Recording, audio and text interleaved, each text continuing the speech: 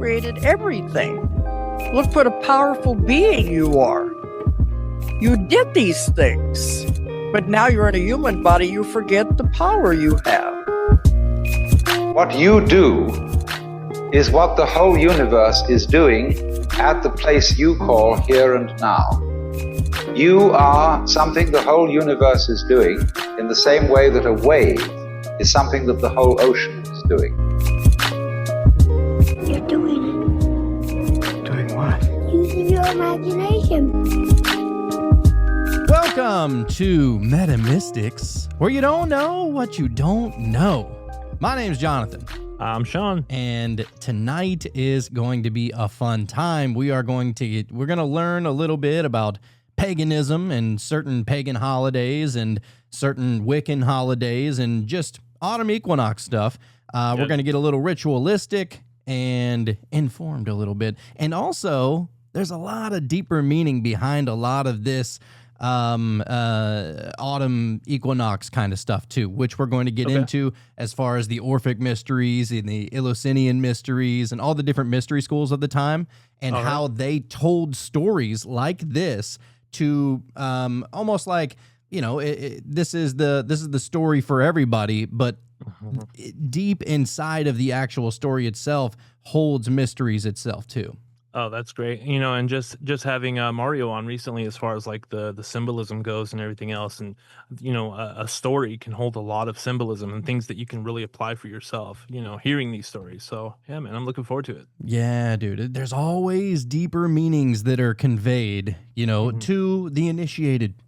And that's what we try to do on this show is just initiate ourselves and in the process, initiate everybody else that wants it as well. That's it. That's it, man. I'm ready.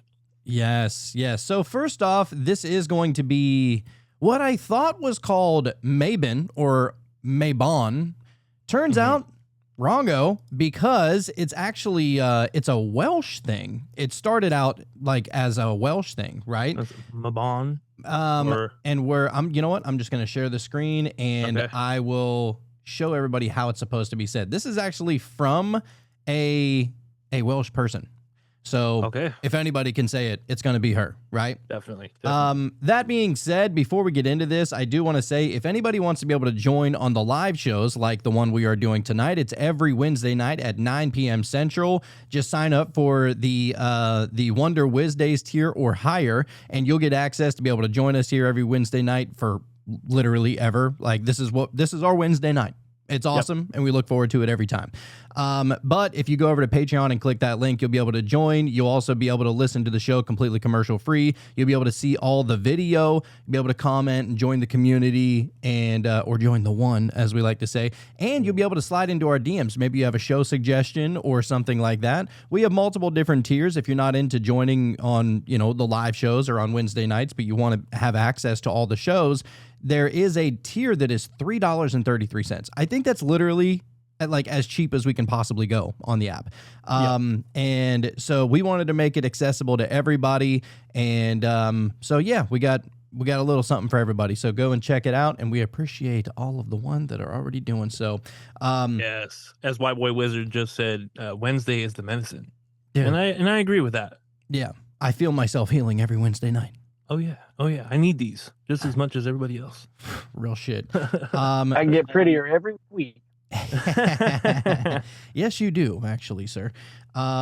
So, all right, well, let's listen to it. She, you know, first off, she's a little frustrated because she's like, all these witches and all these pagans and all these Wiccans, they say that they're trying to teach everybody else about what Mabon is. And she goes, well, first of all, how can you try and even say what Mabon is if you don't even know how to say the damn word? So I was like, all right, she's on something right now.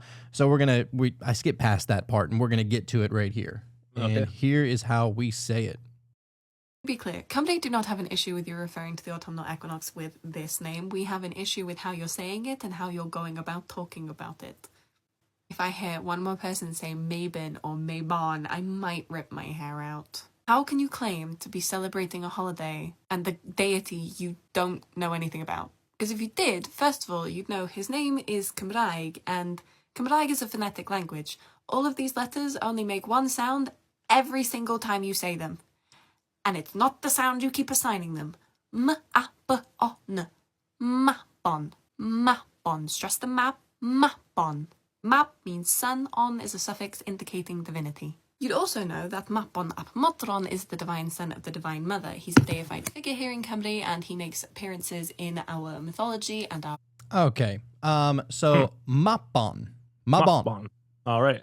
I'm glad we got that cleared up right away because she would probably got real pissed off at us. She would have came for us. I think we already said it like a few times wrong. Mabon, Mabon. No, it's Mabon. Okay. Mabon. All right. All right. Well, we're going to do our best to try and say it the correct way. But either way, it's just a Mabon is actually it's a Wiccan festival to celebrate the autumn equinox.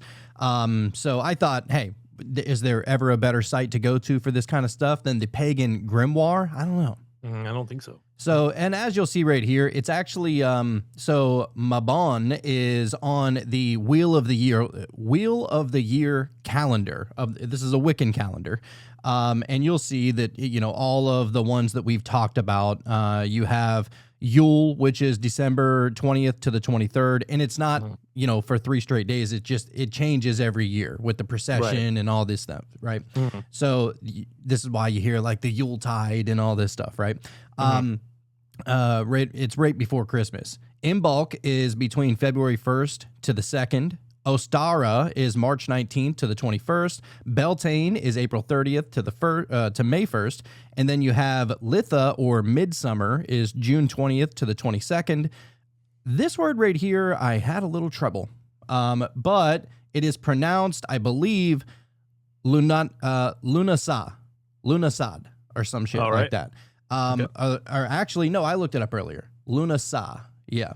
And so I just remembered it by saying Lunasad. You know what I mean? Nice. And then you have Mabon, which runs, anywhere September 21st to the 24th. Actually, this year, it is releasing on Monday, which is the day of the release of this episode. And that's September 22nd this year. And then finally, the final little spigot in the wheel of the calendar, or the calendar of the wheel. What did I say it was? Wheel of the calendar, right? Wheel of the year. Damn, I'm tripping. The final one would be Samhain, which is usually everybody associates with Halloween. Yep. So yeah, we're gonna just skip on past every one of them until we get to Mabon. All right, man. Mabon, or the fall equinox, is the second harvest festival. Traditionally, it's when fruits and vegetables are harvested, when autumn begins, and when Wiccans believe the goddess moves from mother to crone. Remember we talked about the maiden mother crone? Right. She's now getting older now, going shift into the crone. As we go into the winter and the darkness, if you will. Yeah, dude. And it says it's a time to give thanks for all that has been provided. So, yeah. All right. Okay. It's a harvest season, Nice. So just want to throw that out there. That's going to be a little bit just to get us started. But there's so much that we're going to be getting into tonight. We're going to be getting into the lore, the mythology, the rituals, and the meaning behind everything, and the mystery school stuff. Because how can we leave that out? And also, because we have to. We have to. And also, there will be a ritual that we can learn to do in accordance with the holiday itself. So, and that'll be towards the end of the show. We're not going to do it tonight as of time of recording. We're just going to talk about it because it's a ritual that you're meant to do on the actual night of September 22nd.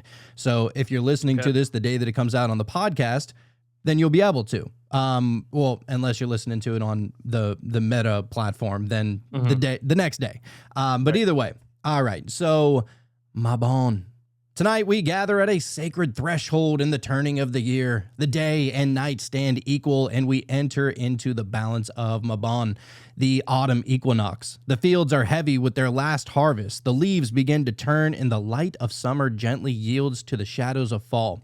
But you know what? I'm just going to keep on saying Mabon. You know what? It feels weird to say it like Welshian like that. Yeah. But Mabon is not just a feast of gratitude. It's also a descent, a moment when we are invited, like Persephone, which we're going to have a lot to talk about Persephone in this episode, because most people, if there is ever a deity that is linked to Mabon, it is Persephone. So, yeah. A moment when we are invited, like Persephone, to step willingly into the underworld of our own souls. Her myth tells us that to grow, we must enter the darkness, taste the seeds of transformation, and learn that wisdom lies not only in the light, but in the shadow as well. So whether you have celebrated many equinoxes before, or this is your very first, here we go, especially to those of you unafraid to walk between the worlds. So tonight, we are going to honor the harvest of what we have grown. We give thanks for what we have gathered, and we open ourselves to the mysteries of Persephone, the maiden who became queen of the underworld, and the goddess who teaches us that every descent is the beginning of a rebirth. Let's go. So it's pretty awesome. I like that, though, as far as, being appreciative and grateful for the things that you have accomplished and things that you have gathered, because I feel like at least for myself, I forget about the things that I have now that were once a goal. You know what I'm saying? And now that you have it, you kind of just, you know what I mean? The excitement of getting it went away, but you still have it. And you know what I mean? So I feel like we need to maintain that gratitude for that. yeah, I think so. Yeah, because it doesn't matter the time of the year. We can always go to Walmart for our, fruits and vegetables and food and everything else. And so we're not necessarily having to deal with the surface level story as much anymore, which is great. I kind of look at that as, obviously it's some form of evolution, right? Like we don't have to go and be hunter and gatherers anymore. But what that does allow is us, it allows for us to go inside and understand the deeper kind of depth of the actual story itself. Right. Yep. So light your candles, pour your cider, and join us as we step into the balance, into the turning, into the mystery of Mabon and Persephone. So first off, I want to get to, this is a pagan thing, and I just want to clear the air on this, the word pagan having a sting to it. By the way, it has a sting to it on purpose, a lot like the word demon, by the way. Yep. Mm-hmm. So it is from the Latin word called paganus, meaning country dweller or villager. So early Christians used it derogatorily to mean that those rustic folks who still worship the old gods, essentially. It wasn't a religion itself, but a catch-all category for anything that wasn't Jewish, Christian, or later Islamic. So everything that wasn't Abrahamic is pagan. Right. Yep. Okay. Even the flying spaghetti monster, pagan. Yep. Of course. Okay. Yep. Mm-hmm. There are lots of, obviously, it's everything outside of Christianity, but to name a few of the religions and traditions that are traditionally labeled as pagan, you would have the Greco-Roman religions, so the worship of Zeus, Athena, Apollo, Aphrodite, Dionysus, and public temples, household shrines, seasonal festivals, and mystery schools like the Eleusinian Mysteries, all pagan. Later, it was rebranded as paganism when Christianity took over the Roman Empire, which we've kind of talked about that, that transition that happened with Constantine. So that's the Greco-Roman ones, but then there's also the Norse and Germanic traditions, which some of my favorite. I love learning about that Norse stuff. Yep. So you have Odin, Thor, Freya, Loki, and the pantheon of the Aesir and Vanir. I'm not an expert in how to say these things. I hope that's how you say it. It includes practices like rune magic, ancestor veneration, including Sior, which means shamanic trance work. Sounds pretty badass. Okay. And Christian missionaries branded these beliefs as pagan before converting the Scandinavians. So before, Scandinavia, I guess, became Christianized. They need a little bit of freedom, as they like to say. Right. It's just a catch-all phrase for all of the people that believe in the quote-unquote untrue God. Right? Yeah.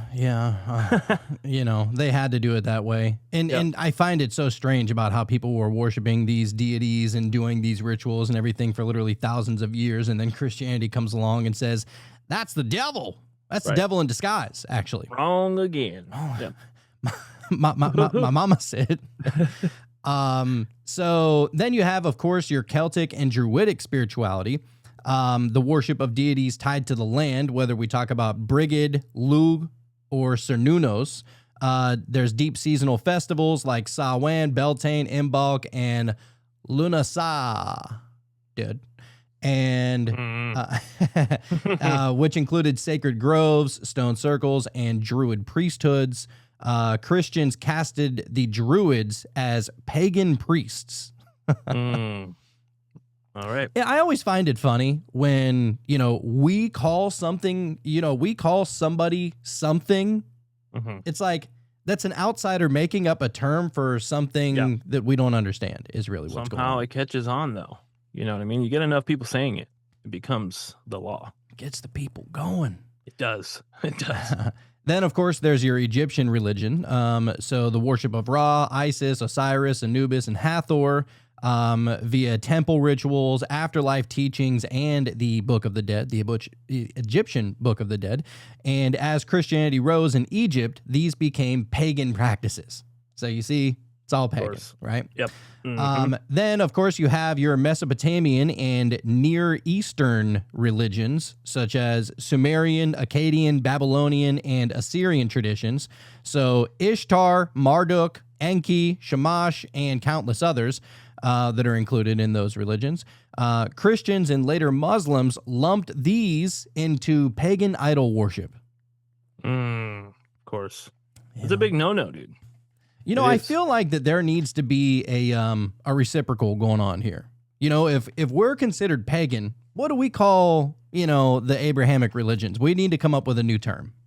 Okay, well, we'll work on it. It's got to be something good. Let us know in the chat. We want to know, what kind of good ideas can we come up with? Not necessarily insulting, but maybe just a little slight. Just because. Just a slight. You cold-blooded. Yeah, baby. Then there is your Slavic and Baltic faiths. So we've not talked about these, but there is Perun, which is the thunder god, Mokash, which is the earth mother, and Velis, who is the lord of the underworld. With these, you would have seasonal rites that are tied to agriculture, fire festivals, and ancestor reverence. Christianity called them pagan Rus, or heathens, for lack of a better word.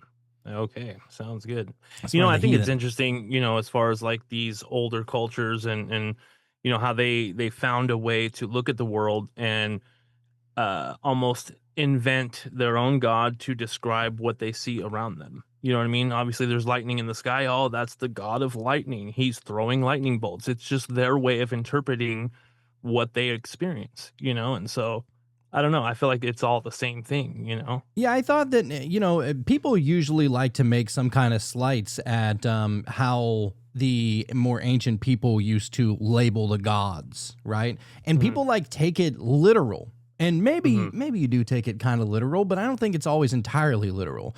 For example, like how you just brought up, like the god of thunder, and there's a lightning strike, must be the lord of electrons, right, must be Thor or something like that, and maybe that's how you would look at it, but I like to believe that they probably just associated everything that happens in nature and in reality with certain spiritual components, right?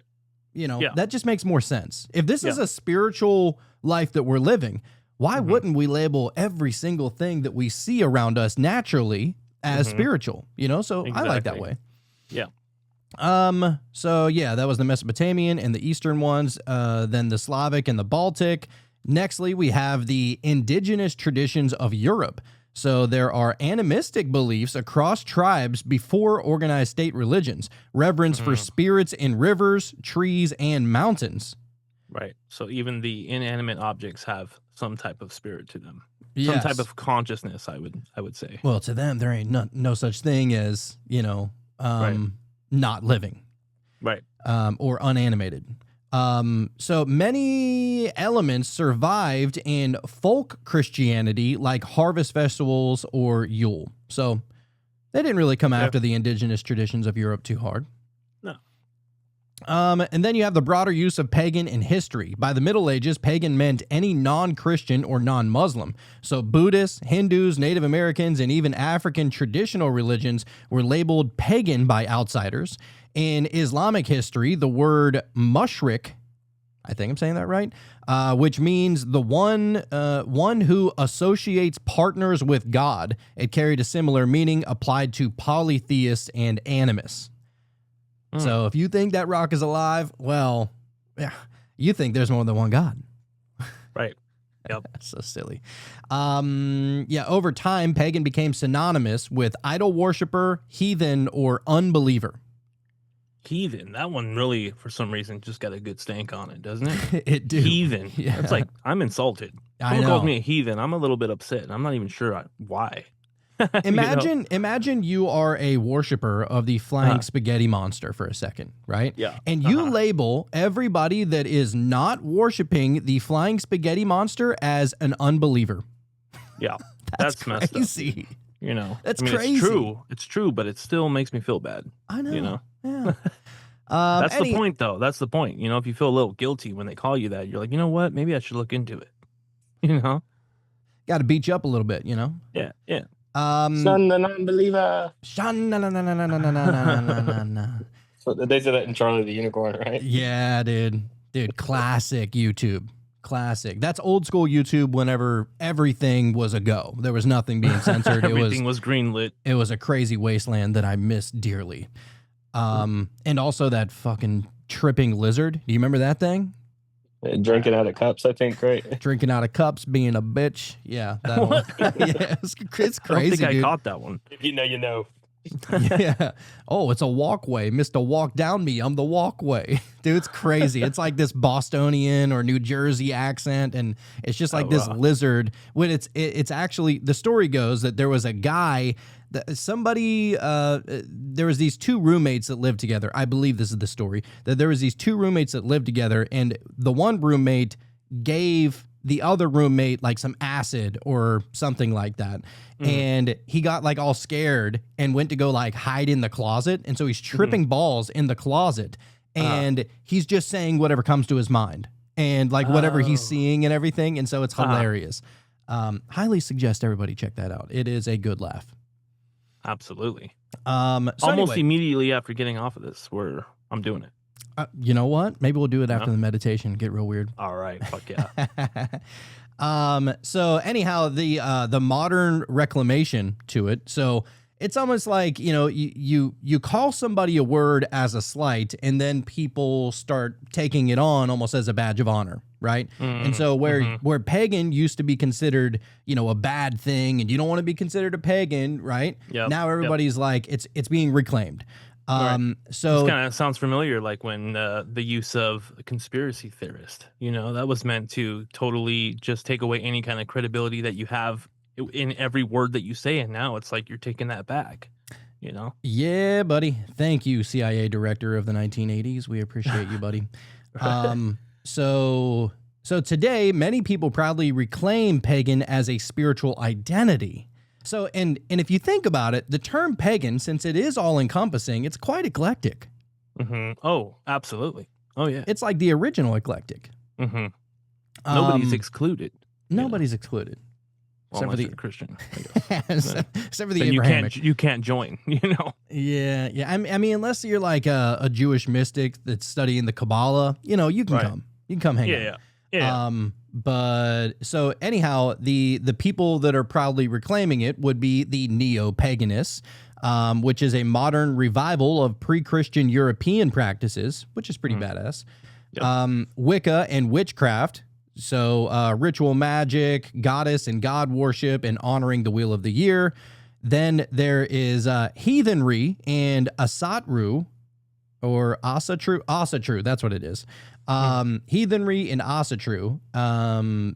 You know what? Because we had Anthony come on the show. Dude, one of the very first meta episodes, we had Anthony come on the show and describe to us like everything that was everything that was Norse.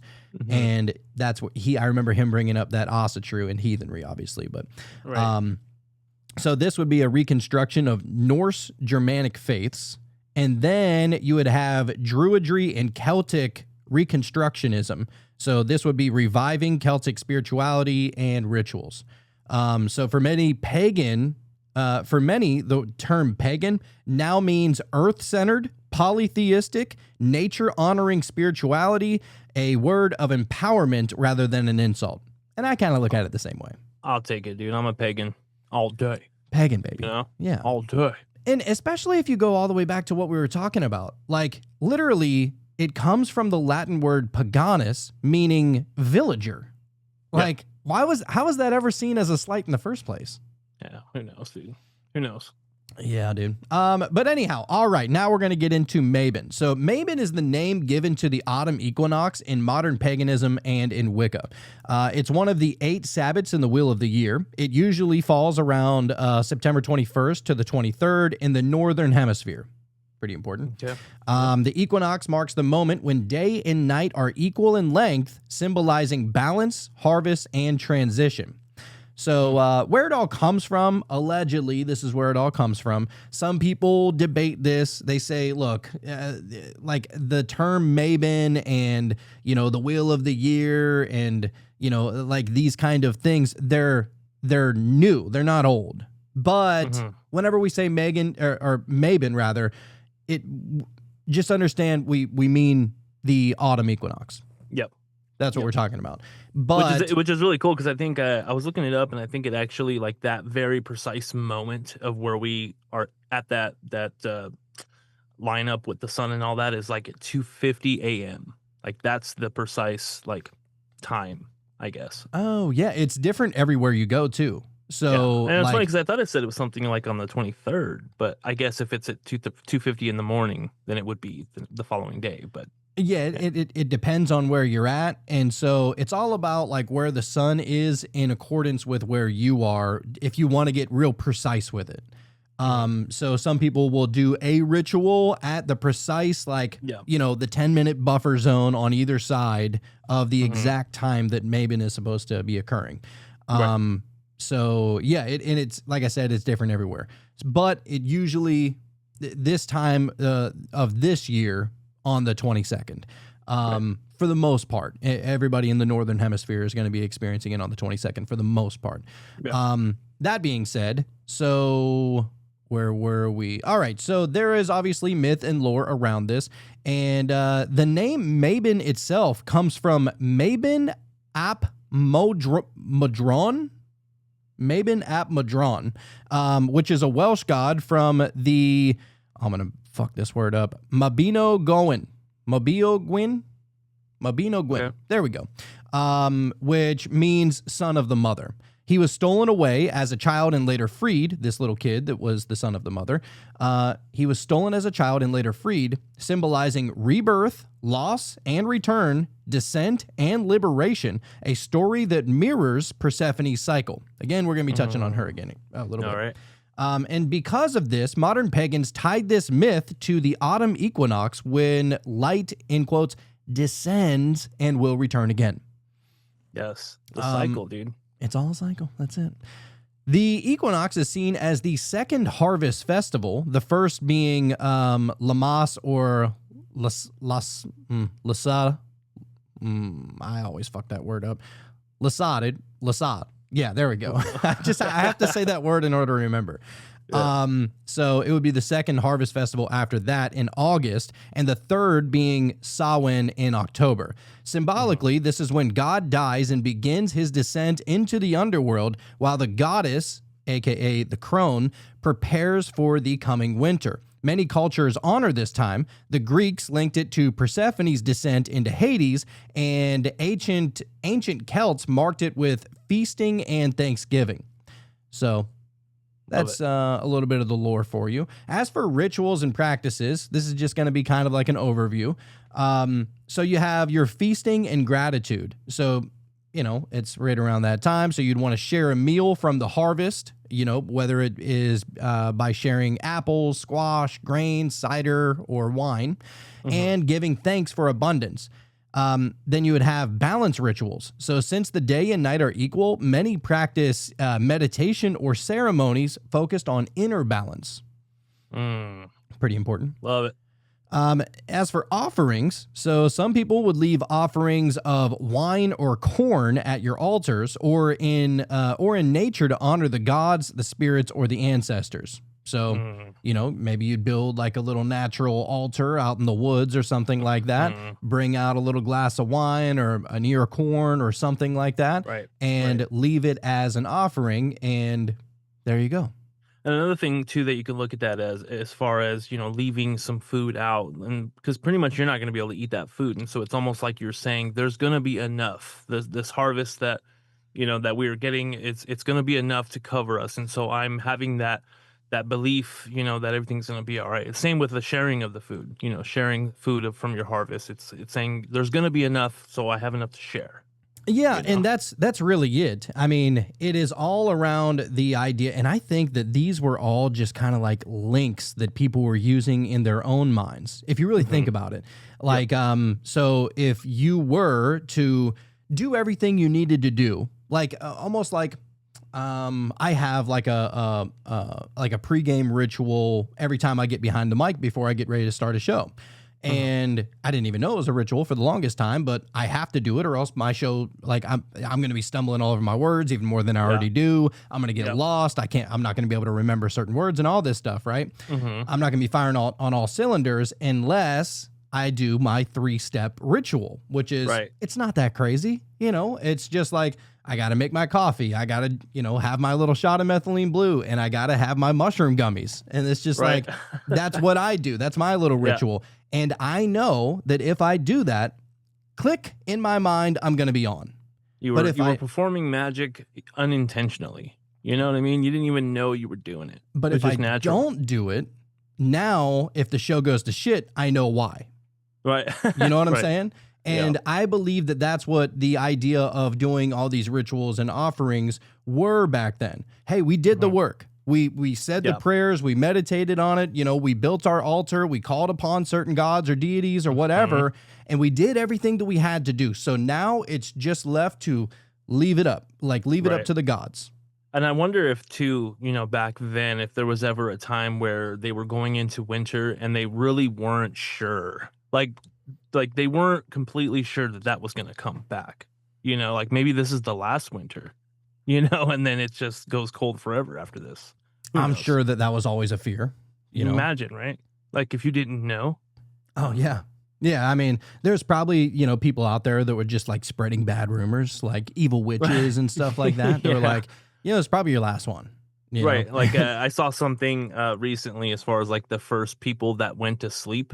It's like they weren't sure if they were going to like, what happens when you go to sleep? Are you going to wake up or like what's going to happen?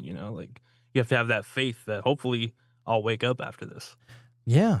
And what's even crazier too is that whenever you fall asleep, you got to pretend to fall asleep. So if you never fell asleep before, how do you even know to pretend to do it? Yeah, exactly. So I don't know.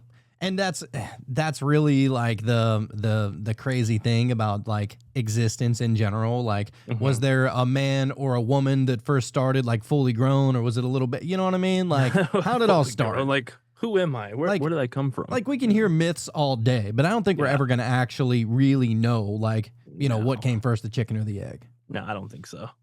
All right. Oh, so as we were saying, okay, so because of this, modern pagans tied this myth to the autumn equinox, okay, when the light descends and will return again.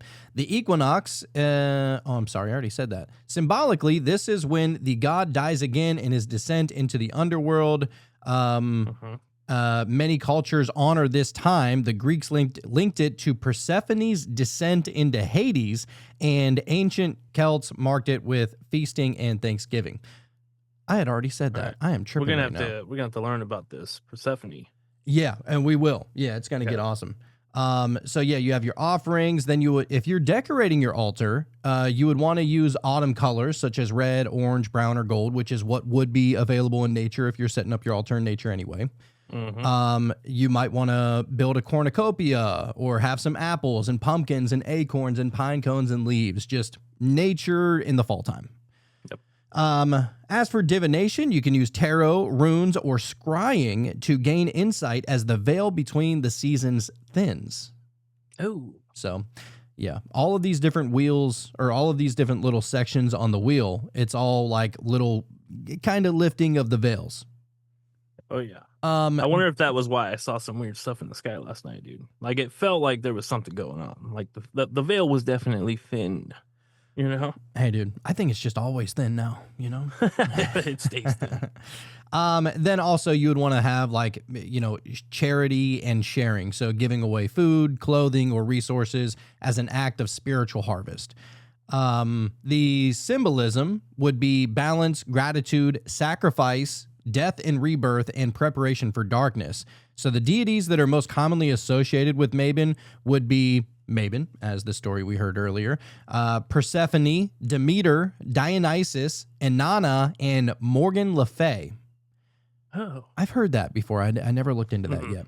sounds familiar. The animals associated with it would be the stag, an owl, a blackbird, or a wolf. And the stones that you might want to use like during your meditation or ritual, as far as your crystals and stuff goes, would be amber, citrine, sapphire, and lapis lazuli.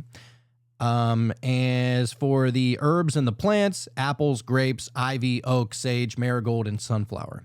So if you're trying to celebrate Mabon, how would you do it? So most people maybe you would host a potluck or an autumn feast. You would go on a nature walk and collect seasonal items. You might journal about what you're grateful for and what you're ready to release. You might want to create a ritual of balance. So lighting a candle for both light and dark. Maybe a white candle and a black candle. I dig it. I got like an it. orange candle tonight, so Hey, dude, seasonal. Yeah, dude. You got that pumpkin spice candle over there, baby. Right. And also maybe you would want to make some wine, some cider, or apple-based dishes as offerings. So there's many different ways that you can go about doing this, right?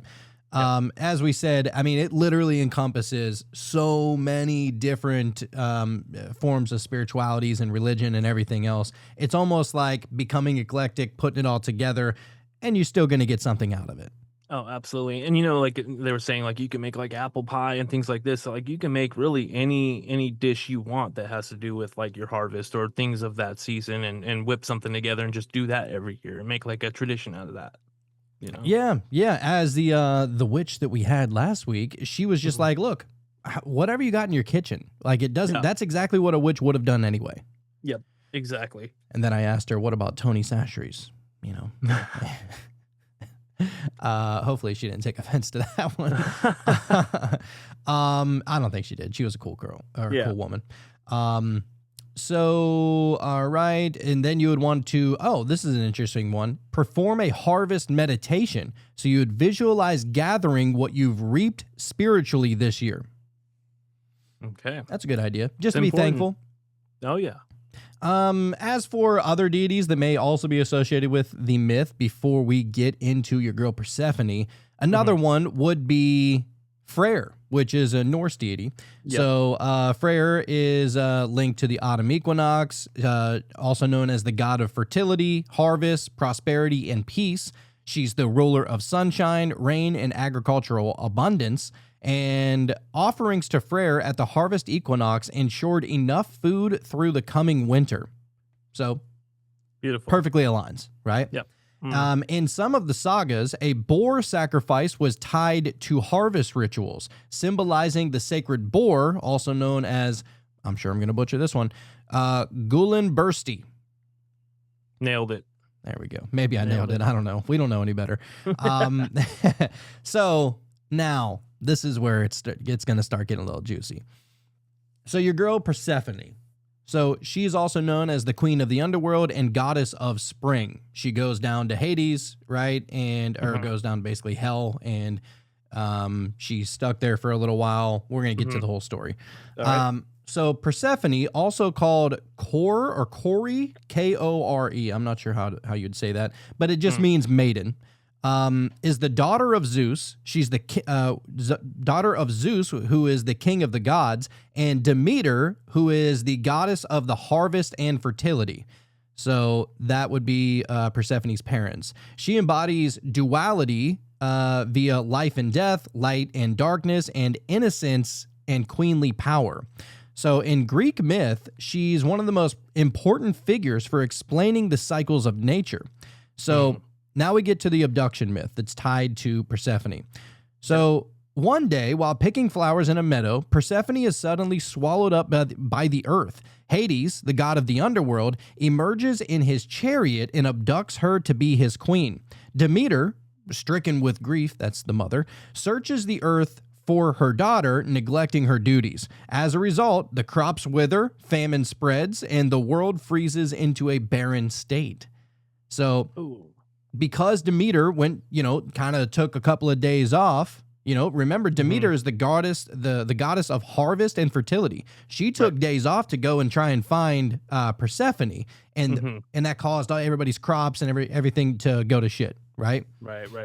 Okay, that makes sense. Eventually, Helios, also known as the sun god, reveals what happened. Zeus had secretly allowed Hades to take Persephone. So Zeus, the dad, is like, yeah, Hades, you can take her for a little while. Wow. Right? Wow. Demeter demands her return, but Persephone has already eaten pomegranate seeds in the underworld, an act that binds her to Hades. A compromise is eventually struck where Persephone spends part of the year above with her mother during the spring and summer, and part of the year below with Hades during the fall and winter. Oh, wow. So she's the as above, so below is what's going on here, right? Yeah, wow. That's cool. As far as the symbolism of the myth, so there's the seasons and the agriculture. So Persephone's descent represents the death of vegetation in the autumn and winter, and her return symbolizes rebirth in the spring. Right. She's she's the goddess of both renewal and the afterlife, the archetype of transformation. She begins as Kori, the innocent maiden, and becomes Persephone. Oh. So there's a little transition, almost like with Sekhmet and Hathor, right? Yeah. So she starts out all innocent. Actually, the Sekhmet and Hathor one is kind of like the reverse, because Sekhmet was a little baddie, and Hathor was like the goodie, Yep. So yeah, she begins as Kori, an innocent maiden, and becomes Persephone, the powerful queen of the dead, symbolizing the rite of passage in womanhood. That's pretty cool. So she balances the opposites. So light and dark, joy and sorrow, life and death. Persephone unites them all. So there are mystical interpretations, and we're going to get a lot deeper, but we're just going to kind of glance over it here for a second. Okay. There's the Orphic mysteries, which, remember we talked about the Orphic egg, right? So the Orphic mysteries, Persephone plays a central role in the Orphic tradition, where her union with Hades is seen not as a tragedy, but as an initiation into hidden wisdom. It's a necessity. Yes. And then, of course, you have the Eleusinian mysteries. One of the most sacred rites in ancient Greece celebrated the story of Demeter and Persephone, promising initiates secret knowledge about the immortality of the soul and the afterlife. Dude, 100% we would have... I like to imagine that we would have been a part of the ancient mystery schools. Oh, absolutely, dude. Like, how sick would that have been? Like, we probably wouldn't have fit in anywhere else back then, too. And whenever I say we, I mean all of the one. It's not just just us, but yeah, dude, that's just where we belong. I love it. I love how there's correlations, even with the other goddess like Shiva. She's the opposites. The creation and destruction. The higher and the lower. The Lord cycle.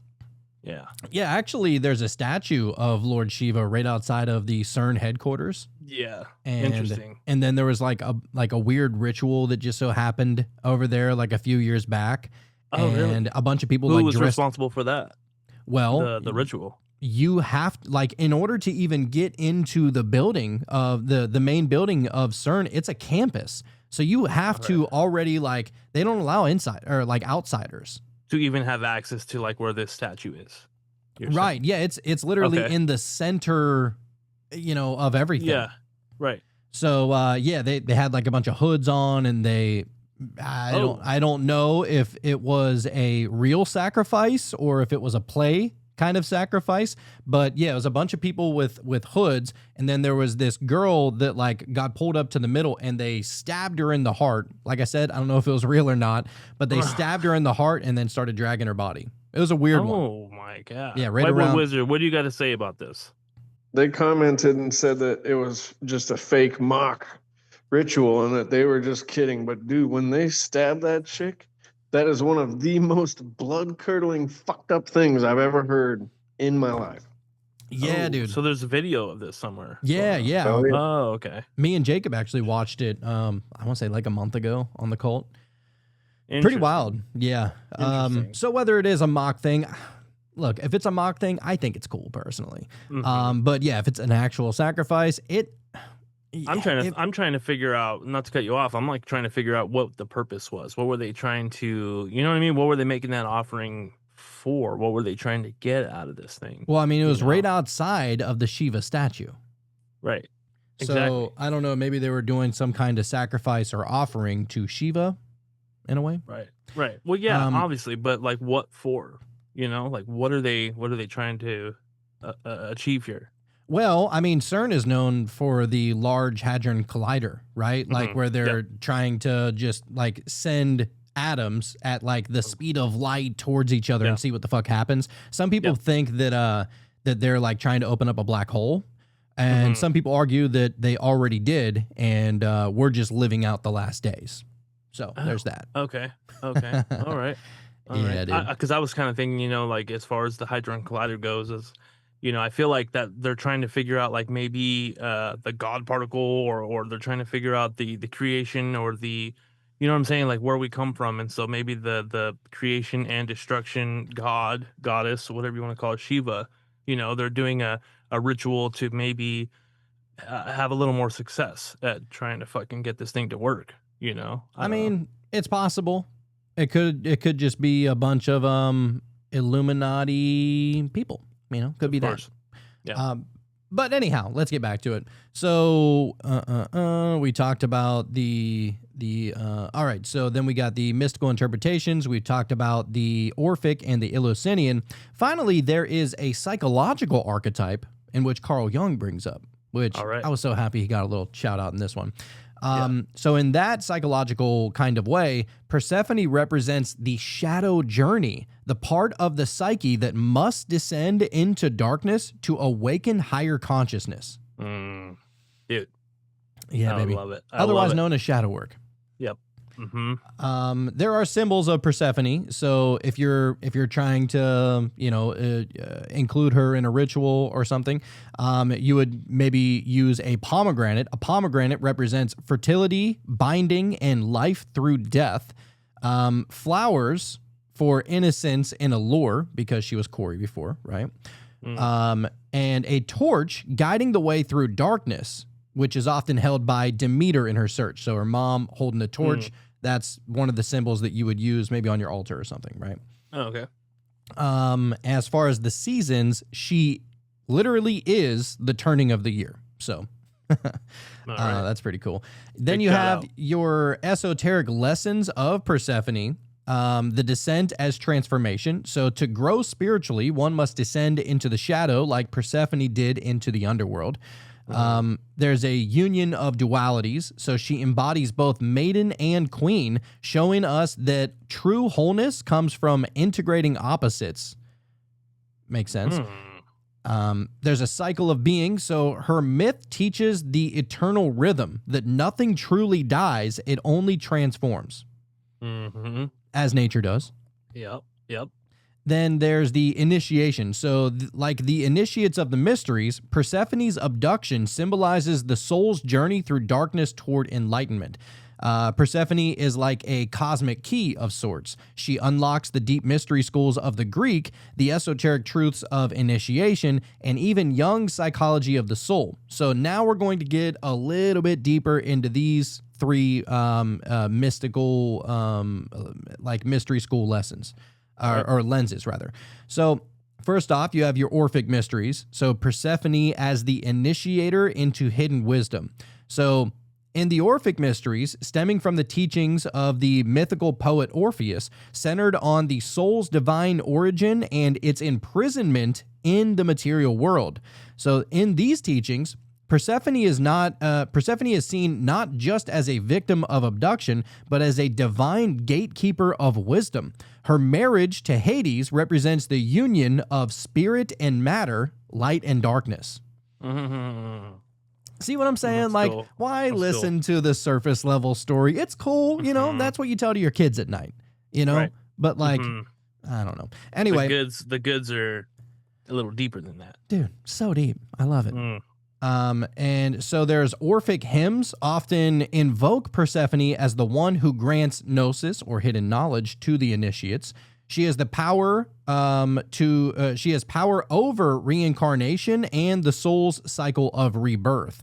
So if you're trying to do some kind of rebirth kind of ritual, you got like the Freemasons that they have their whole death ritual where everybody gets inside the or each person gets inside of the casket and they do like this death ritual. And whenever that person comes up out of the casket, they are awake now. Oh, wow. Okay. Yeah. A little bit of a DMT kind of play, I think. I think so. Yeah. So the Orphics eating the pomegranate was not a curse. Or to the Orphics, eating the pomegranate was not a curse, but a sacrament, a binding that allowed Persephone to embody both worlds and thus offer insight into both life and death. I like it. As for initiates, identifying with Persephone meant learning to accept descent into darkness as the necessary step before rebirth into divine consciousness. So the esoteric lesson would be descent equals initiation.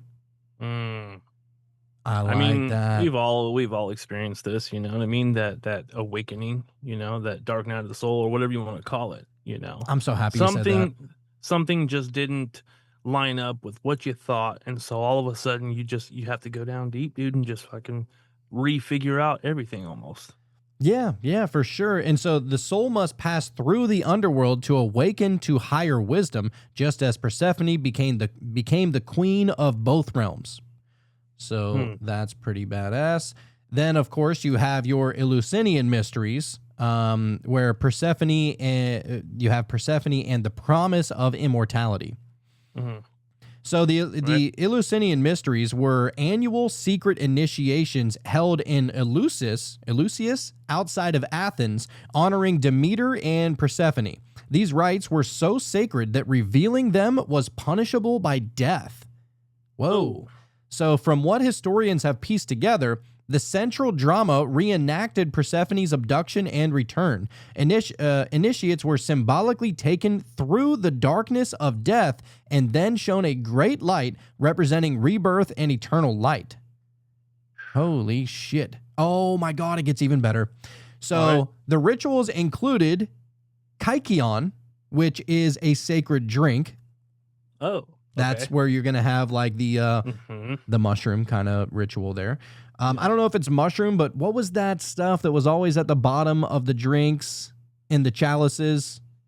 I forget what that word is now. Shit. Ergot? Ergot. Argot. Okay. Yeah, ergot. So I believe that's what the sacred drink was. It was the kykeon. It was the sacred drink, which would be ergot, which would cause you to trip. They're like, you're not spiritual? Drink this. Yeah. You know what I mean? Yeah. Walk with me. Yeah. So you would drink that and then you would fast.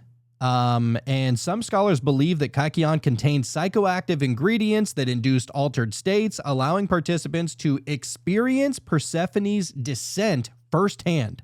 Oh shit, dude. That's cool. Dude, it's literally a guided trip. Right. Like this was like shamanic shit going on right here. I think I'm due, man. I think I'm due. It's coming. It's coming. Yep. Hey, wait for me. I'm gonna be there in 8 or 9 days. I'm waiting, dude. All right. I'm too scared to do it alone. All right. Yeah, me too, actually. Let's be real. All right. Hold my hand. All right, I will. So anyhow, at the climax of the mysteries, so after, you drink the kykeon and you go through the altered state and, you go through the ritual of Persephone showing you her descent firsthand. So after that, initiates were promised a vision of the afterlife and the immortality of the soul. They came away transformed, no longer fearing death.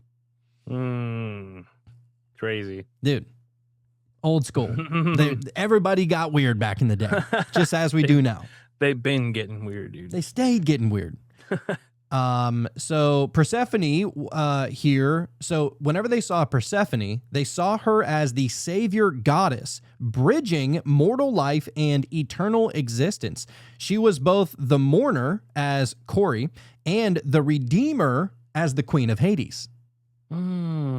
Dude. All right. So the esoteric lesson would be Persephone's myth is not just seasonal, it's existential. Her journey teaches that death is not the end, but the gateway to eternal transformation, according to the Eleusinian mysteries. That's pretty incredible, dude. Yes. Then finally, we're going to get to the psychological archetype via Carl Jung. Yes. So Persephone and the shadow journey. And all of these rhyme. They all rhyme. It's all the same shit. So Carl Jung and later Jungian analysts viewed Persephone as a powerful archetype of the psyche itself. As Corey, she represents innocence, potential, and undeveloped feminine. Her abduction by Hades is symbolic of being pulled into the unconscious. Oh, baby. So in the underworld, she undergoes transformation. No longer the passive maiden, she becomes Persephone, the queen of the dead, ruling her inner shadow instead of being ruled by it. Let's go. I'm thinking of that quote already, man. It's coming. Yeah. It's coming. Yeah. Every time. So okay, there we were. So Jung saw this as the necessary descent into the unconscious, where every person must take to achieve individuation. So without descending, we remain in the shallow, uninitiated state. Yeah, 100%. And in that state, you think you know everything. Not that you know everything, but I feel like you know at least what your existence is. You know what I mean? Like the things you do know, you feel like you're correct about those things. You know, and then you have that moment where you're like, "Holy shit, nothing is what I thought, dude. Nothing." Yeah, you're no longer an NPC. That's what you feel like. No, now I'm trying to figure this shit out, dude. You know? Yeah. Well, I mean, struggling. It's only going to get deeper. So, the Persephone archetype also resonates with the cycle of depression and renewal. So, the dark night of the soul, followed by the emergence of greater wholeness. Yep. I love it. So for women, Jungian psychology often used Persephone to describe the rite of passage from girlhood to womanhood, where innocence is integrated with depth and wisdom. For men, she represents the Amina, the inner feminine that leads them through shadow toward soul integration. That's cool. So to become whole, you must confront the underworld within. Persephone reminds us that the shadow is not an enemy. It's the womb of transformation. Oh, that's sick. Perfect. So just to wrap it all up, Orphic Persephone teaches that the descent is an initiation into secret wisdom. The Eleusinian Persephone teaches that descent is a gateway to immortality and rebirth.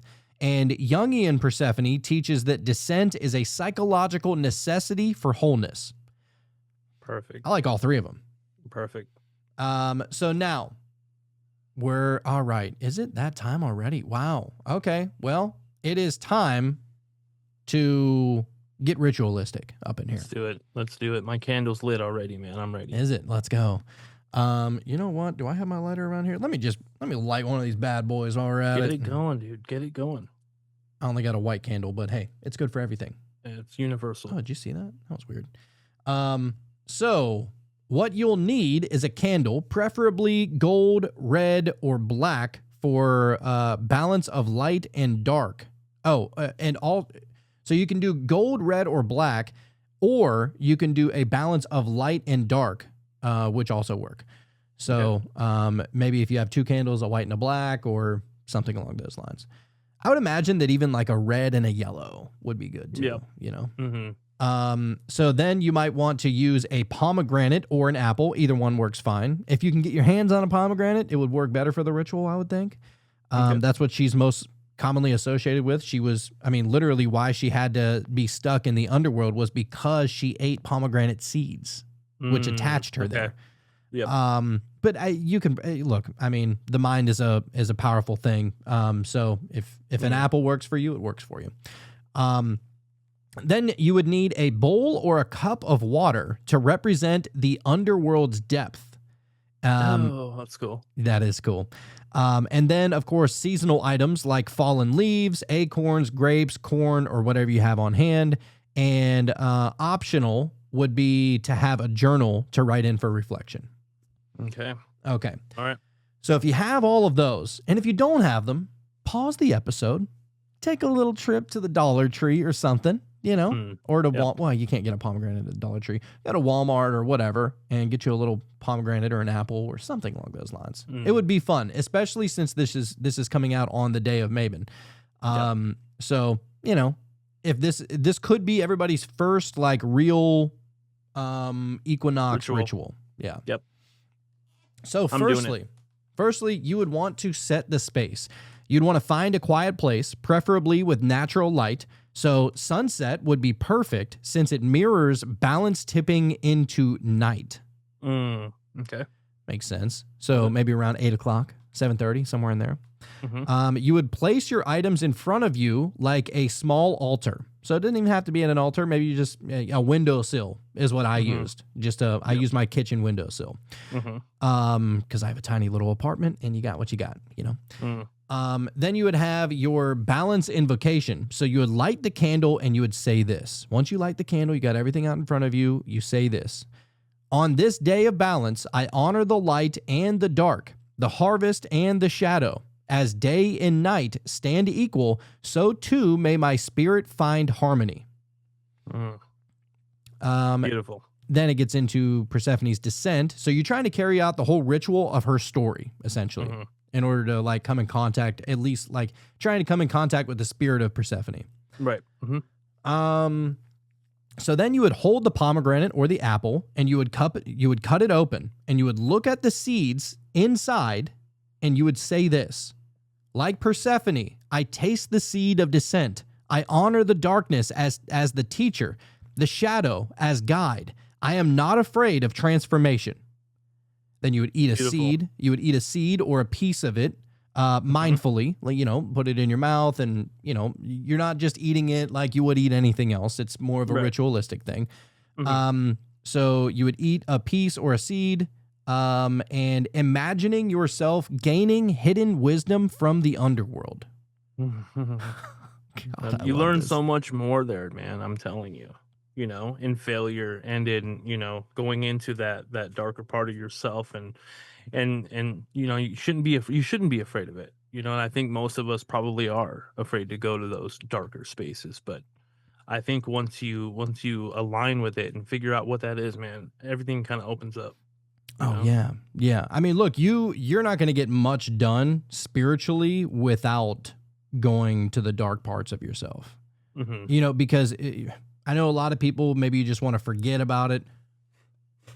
Blow that bad boy out. But a lot of people, you want to forget about it, or you want to suffocate it, you know, and push it to the deepest, darkest depths of your mind and stuff like that. And you can do that for a little while. You know, we don't always got time to do shadow work. Sometimes we got to work. You know what I mean? But you do want to get to the root of all of that, because by shining light on that darkness, that darkness is holding you back from a lot of things. You know, it's holding you back from realizing your potential. It's holding you back from, you know, whatever you feel like is holding you back. It probably has to do with all that shadow work that you're just fucking setting off to the side. Almost definitely. Yeah. So you would eat a little piece of it, and then offering to the cycle. So you would place a few seeds or a piece of the fruit into a bowl of water. So, and then once you do that, you would say this: I release what no longer serves me to the deep places, that it may transform and rise anew in spring. Then you would hold your hands over your heart and give thanks for what you've harvested this year, both physical and spiritual. So if you're journaling, you would write, what am I ready to release into the dark? What wisdom am I bringing with me into the next season? Then you would want to close the ritual by snuffing out the candle. And as you're snuffing out the candle, you would say, the light returns even after the longest night. So it has been, so it shall be. Then you would pour the water and the seeds back into the earth as an offering, or in a plant pot if you can't go outside. So Pretty cool, Beautiful, man. I mean, Beautiful, these man. are very simple. It's just about being mindful. You know, like these aren't like some crazy IKEA instructions on how to build a dresser, you know, Right. like that never works out. You know, it's something that, you know, you carry out and you do all the steps. And once you did it, forget about it. Don't even think about it. You got like, don't purposely not try to think about it, but like, you know, just know that your continuous thinking about it after you've already done the ritual is not helping it. Right. Yeah, because you've already put that energy forth, you know? So. Yeah, literally. And that's what The Magician by Philip Cooper said. You know, once you do the ritual, put it out of your mind and just know that it's on its way because you did everything that you had to, you know? Yep. That's it, man. That's it. So why this ritual would work for Mabon and Persephone. So the candle would represent balance, the balance of light and dark. The fruit and the seeds would be representative of Persephone's pomegranate. The water bowl is representative of the underworld. The offering is represented by gratitude and release.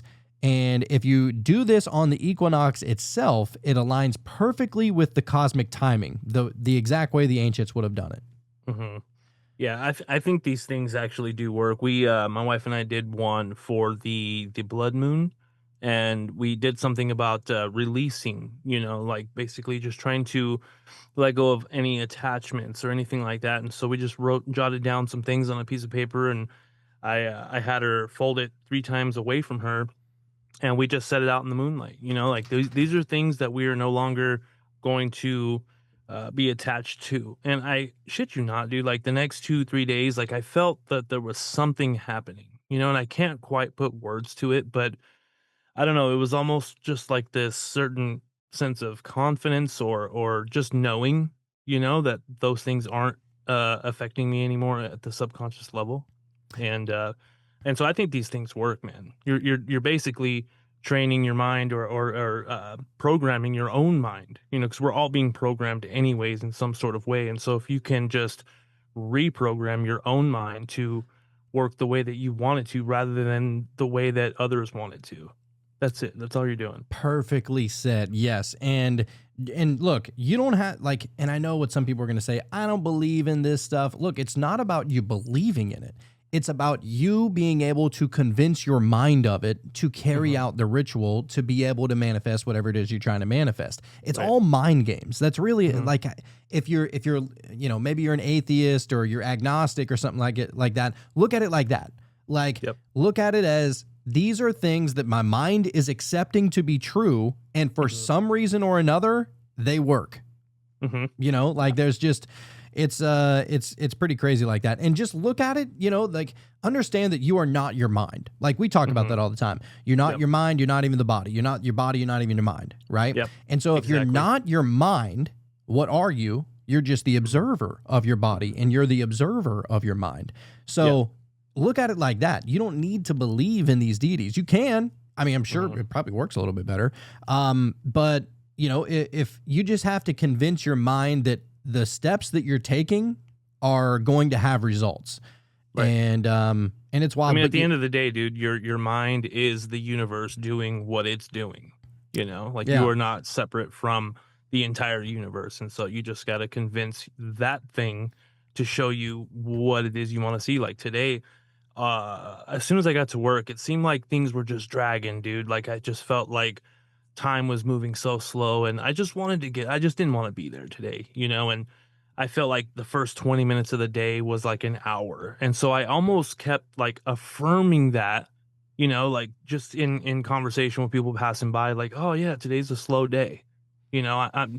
It's a long day. I just kept like repeating it, and so it was almost like I was forcing that to perpetuate, you know what I mean, just to continue being a long ass day. And so if I would have said, oh, you know, because I think I've done this before, where at lunchtime, you know, I would go outside and say, you know, the next 4 hours or whatever are going to go by quicker than I ever could have imagined, you know, and I would be present for the things that were overall positive, and the things that were negative will just kind of roll off. And I kept saying that to myself, and then like the next 4 hours would just fly by, dude. And so I'm just saying, just try it. Yeah, you know what? Actually, earlier today, because I'm in the middle of packing up everything in my apartment and everything, and I had to go Nice. outside and I had to start packing things up out there and getting rid of the things that I didn't want to bring, and packing up the rest, right? Yep. But out there, my apartment, it has like a tiny little 10 by 10 yard. Like it is small. It's just enough for my dog, and I got my grill and stuff out there. But I had to lay down like this fake grass because he kept on tracking mud in the house, and it was just every time it rained, it would just become a swamp. So I was like, I'm not dealing with this anymore. I'm just gonna lay some of that like fake AstroTurf out there, right? Yep. So I had to pull all that up, and I had to hammer it in, so I'm pulling it all up, and I was just a bunch of work and everything outside earlier. And as I was working and doing all that, I was like, man, I see the benefits of like pushing yourself physically in a sense. And what I was thinking is like, man, as I'm like sweating and I'm working and, my body's starting to get a little sore and everything, I was thinking like, man, what's awesome is that like I can take myself outside of this and just observe it as I'm doing it. And Right. and I started to do that. Yeah. And because I'm not going to lie. I mean, I've always been of the mentality, I work smarter, not harder. You know what I mean? Like Right. that's why I podcast for a living. I'm not an outside worker. I can't do that. I could do it. I don't want to. So yeah, but looking at it from that angle, it was pretty cool. Just to kind of become hyper aware in that moment and to allow yourself to escape the physicality of whatever you're doing. And I feel like that's probably what people did for forever, Absolutely. I mean, it's what people are doing accidentally. We're already doing that. You're visualizing your day being shitty all day, because you have to go to work, and you're just affirming, just like I was saying earlier, reaffirming to myself what I'm experiencing. And like you said, you could pull yourself out of that. Whether that's actually happening or not is besides the point. If you can convince your mind that, today, I'm going to observe everything that I can learn from. Everything that I see today, I'm going to be able to learn something from it and just make it a game almost. You know what I mean? Oh yeah. Yeah. And that's, your mind is easily convincible, like once you know that you hold sovereignty over your mind. Your mind in that sense is, kind of like, for lack of a better word, your bitch. You know what I mean? Like that's just the way you got to look. That's the way you can look at it. And so yeah, I don't know. Just wanted to share that from earlier, but yeah, we have one little part left of this, and then we'll get to the tarot and the meditation and everything else. All right, man. So as we close tonight's journey through the mysteries of Mabon and Persephone, remember this, that the equinox is not just a date on the calendar, it's a living doorway. Every one of us walk through it, whether we call ourselves pagan, Christian, mystic, skeptic, or seeker. Balance belongs to everyone. The harvest belongs to everyone. The descent and return, life and death and rebirth, these are the rhythms of the universe itself. Persephone's story is not just some ancient myth locked away in Greece. It's your story too. The times when you've been pulled into the shadows, the moments when you thought that you had lost the light, and the rising that always comes when you step back into your power. That is the gift of Persephone, the promise that no descent is wasted and no darkness is final. So tonight, I invite you to take part in the ritual that we shared. Light a candle, open a pomegranate, speak your gratitude, and release what no longer serves you. Taste the mystery yourself and see how it feels to join the turning of the wheel, to align your spirit with the balance of the cosmos. This path is not just for pagans, witches, or so-called sinners. It's for every soul brave enough to look inward and find wisdom in the dark. If you do this, you might just discover, as Persephone did, that the underworld is not a place of fear, but a throne of transformation. So, until next time, blessed Mabon, or Mabon, however everybody says it. And may your harvest be plentiful, your heart be grateful, and your descent into the shadow be the very thing that brings you into the light. Love it. I feel better already, dude. Yeah, that's beautiful. Cool. Beautiful. I like it. I like these kind of shows though, right? Like they're fun. Because the other ones we have to put like crazy amount of thought into it and like really go super deep. I love the mythology like version of this. And what it just reminds me of is that people have been trying to understand the nature of this reality and the nature of themselves for forever. And some people have attached stories to them. Some people went on to believe them as actual, real things. That's totally fine.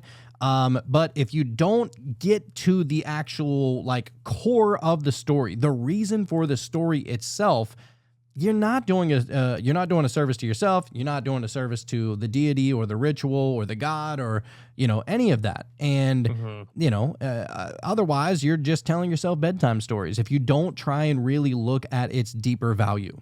And that's all we try to do over here.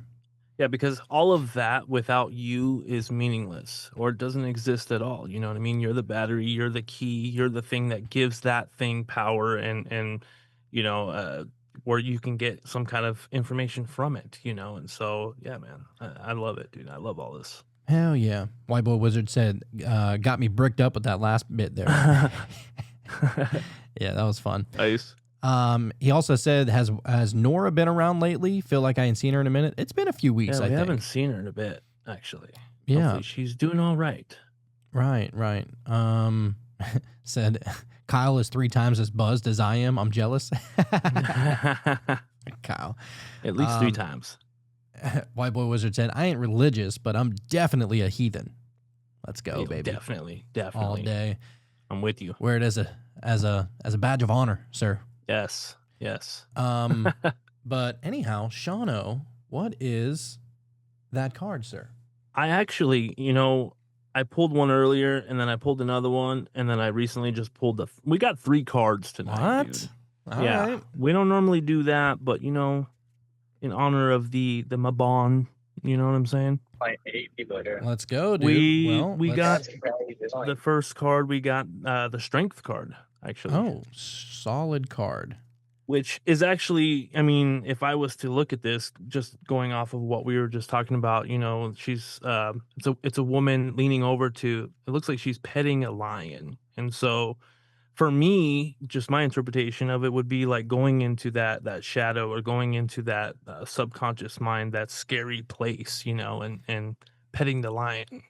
Wow. Yeah, that's a great interpretation of that. And then garnering strength from that. Oh, dude, that's Persephone in the underworld hanging out with Hades, and it ain't a big deal. Yeah, that was the first one. All right, so strength reminds us that it is not the size of our muscles, but the willingness within our hearts that matters. When we show courage, we endure any obstacles we encounter. The strength card shows a woman wearing a white robe adorned with flowers, suggesting her purity of heart. Like Corey was. Started out pure, right? Damn, dude, if this tells the story in like a 3-phase kind of thing, this sounds a lot like Corey. That'd be cool. Yeah. The woman represents, suggesting her purity of heart, demonstrating her own strength by gently closing the mouth of a lion. The woman represents receptive feminine energy, but not weakness. Without fear or hesitation, she courageously lays her hands on a wild and ferocious beast. The lion's pliant and submissive body language indicates that it does not feel threatened by her touch. The infinity symbol above her head is a reminder that the energy within us always manifests in our outer circumstances. This woman is peaceful within, and that peacefulness is reflected in her dealings with the world or in the world. Approaching an obstacle with confidence and acting in a calm way will yield positive results for all involved. Solid. Dude, love it. The second card is another 8, but it's the 8 of Wands. Get out of here. All right. I will not. I will stay in here. The 8 of Wands. Here we go. Okay. I love it. All right. So, the 8 of Wands. Incoming news sparks a series of events that change your trajectory. You find yourself where you need to be, and in the company of the right people, flow with the current. The 8 of Wands card brims with the energy of hastiness and speed. Along with the Aces and the 3 of Swords, it is one of the only minor arcana cards that does not depict people. This puts an emphasis on the action taking place. Here, you see 8 budding wands flying through the air over a lovely pastoral landscape. These wands carry messages and can come in the form of letters, phone calls, emails, texts, or news heard from the lips of a passing stranger. However, these messages come, they bring an element of excitement, speeding up events in your life and disrupting your daily routine, often in an overwhelmingly positive way. That's a great one, man. That's a good one to get. Dude, that's funny. It said that it'll come in any kind of form, whether it's, call, text, whatever, right? And literally earlier today, so look, my blue pill is football, okay? And I love playing fantasy football, and so I was listening to this fantasy football podcast, but I had paused it because I went to go walk away, and then I came back. But right before I hit play on it, I had a big burp, not to be disgusting, but I had like a big burp. And as soon as I hit play on it, he goes, "Oh, wow, that was a good one." I was like, what? What are the odds? It's like, geez. The universe is talking to you, baby girl. Yeah, that was pretty cool.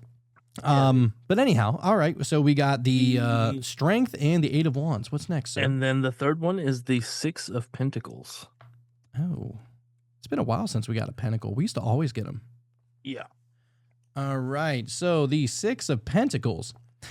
Giving and receiving opens the flow of prosperity in your life. Always give what you would like to receive. You are met with generosity and even exchange when you draw the 6 of Pentacles. In this card, a wealthy man offers coins to people who are kneeling before him. His body position is above theirs, yet he holds a scale in his hand as a reminder that equality is important, as is sharing what you have with those who have less. This card is much about giving generously as it is about receiving graciously. Altruistic and genuine acts of support are the hallmarks of this card. Wow. Just the imagery alone, to me is very symbolic as far as, because the scale that he's holding it's showing that it's equal on both sides. We're talking about the autumn equinox, and it was also referring to balance, having balance in your life. And so, oh yeah, it's a perfect balance of night and day. That's it, man. Well, and also Perfect. As far as the generosity goes, it's like that's what was going on with the whole Mabon festival anyway. Yeah. Yep. Sharing your harvest and knowing that you will receive as much as you give. I love it. Dude, I like it a lot. So we had the 8 of Wands, the Courage card, and the 6 of Pentacles. No, we had the Strength card, the 8 of Wands, and the 6 of Pentacles. Yeah. Okay, I just said it out of order. So the Strength card, let me get back to it again real quick. The Strength, or you? Oh, my bad. I thought you said Courage. I guess that's the same thing, no? Oh, did I say Courage? You did. Oh, my bad. So the Strength card would be, it's a 8, so progress and decisive action. I was just trying to find out, what are all of anyway, we already know. Okay. Good no, I think they reading, lined up. sir. I think they lined up great, dude. Yeah, dude. I love this kind of stuff. It's just magical. It's magical every time we do a show like that. Everything is, though, really. Let's be real. Ben said, perfect timing for me personally. Great episode. I like the 3 draw. That's what I do personally. I like to change it up, from time to time. Sometimes, as I'm shuffling, I'll be like, all right, just give me 1. I just need 1. I don't need a whole spread or anything like that. And then sometimes I'll be like, I'm feeling 2 today. Let me pull 2. And then sometimes I'm like, all right, give me the full Monty. I want 3 of them. Right. And for me, it's just staying out of my own way. You know what I mean? Like sometimes I'm like, I just want 1 card, because sometimes I'll sit there and just shuffle for a while, and I don't want to force a card to come out, or at least I don't want to think I forced it to come out. And so 3 happened to come out today. And everybody has their own ways of shuffling them too. Like, you don't have to wait until 1 falls out or 1 pops out or anything like that in order for it to be the right one. Because it's all about, kind of like what you accept. So I've seen people that will just sit there and shuffle and shuffle and shuffle and shuffle, and whatever one is on the top or whatever one is on the bottom is that card. Exactly. Yeah. And for me, I think, the whole the card popping out aspect of it, I don't know, it's just cool, and that's what I accept. Yeah, that's what we've been doing for a couple years now. So that's the way I was taught originally. I was taught by because I didn't know anything about tarot probably 4 or 5 years ago, I think. And there was this girl that was teaching me about witchcraft and crystals and tarot and all this stuff. And so we went down to New Orleans, and that's where I got my first tarot. I thought it was a tarot deck. I thought all decks were tarot. That's what that's how ignorant I was. But It was actually an Oracle deck. It was the Norse deck. That was my first ever deck. Oh, okay. And That's right. and so when we went down there, she was like, all right, you got to shuffle them. You got to shuffle them 3 times and then just shuffle them like this until one pops out. Right. And I was like, all right, that's the way then. But, she also talked about like, well, you want to make sure you put a crystal over it and charge it with your hands and charge it with your thought and, and then blow some smoke on there to cleanse it. And right. Yeah. And see, I don't even cleanse it with the breath anymore. Like in my mind, I'm already charging it just by holding them in my hands, and so that's how these things can be done. It's just whatever you accept and whatever is your thing, is right. Yeah, dude. So all right, well, I guess it's meditation time. And so if you guys want to join in on that meditation, the only place to be able to do that is at Patreon. We don't put it out on the podcast platforms or on YouTube because you could be interrupted with commercials and nobody wants that. It's like the most shocking thing ever whenever you're super deep into a meditation and then if you would like to try, no, I don't want to try it. I just want to meditate. Yeah, I want to go back there. So yeah, we got that on the meditation is only on Patreon. However, if you would like to watch the show for free, you can go over to YouTube, youtube.com/metamystics. That link is also down in the show notes below. And a lot of people I see are preferring to watch over there. That's awesome. Wherever you want to watch is great for us. Honestly, even if you don't want to watch over at Patreon, it would be awesome if you went and subscribed and maybe liked a couple of videos. It would help the algorithm out a little bit. Yes. So yes. Just want to throw that out there. And also, if you want to be able to help out another way, leave us 5 stars and reviews and everything, whether you're listening to this on the Cult of Conspiracy podcast or on the Metamystics platform.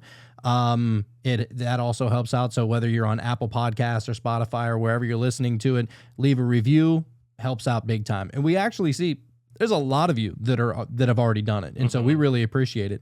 And what's great about that is, especially if you're listening on Apple, you can do like a new review. So just because you left one, hey, you can renew that bad boy and do a whole other one. So anyway, just want to throw that out there. We appreciate all of the one joining us in on this journey to Persephone and Mabon and the autumn equinox. But I think we're going to wrap it up here. Sean, any parting words for you, sir? Yeah, dude, it was very interesting, and I love it. It's one of my favorite things when I see that the things that we're talking about correlate with other things as far as the mind and the cosmos and the different goddesses and the gods and it is all just at least for me anyway, the thing that I'm really coming to understand is that it's just it is my mind, that is putting the energy into all of this, and so. I don't know. I think it makes it even better looking at it that way. Me personally. Oh yeah, dude. What's funny is that I was watching this video earlier and this guy was trying to explain like, look, we are all God. Like I'm telling you. And he goes, I understand that there, some people will say that and it's like, they're basically just trying to pump themselves up or whatever and make whatever. And he goes, no, I'm telling you that's how it is. And he goes, I can already hear what did he say? I can already hear the projections of me telling me that I'm full of shit. That's what he calls everybody. The projections. He says every single person is just a projection of yourself. And I was like, well, yeah, it would have to be. The projection of yourself that hasn't figured it out yet, right? Yeah. That's cool. Exactly. So anyhow, we're going to wrap this bad boy up and get over to the meditation. And what we would like to remind you is that if Persephone and Mabon came here and they taught you anything, it's that you don't know what you don't know. So don't just get weird. Stay weird.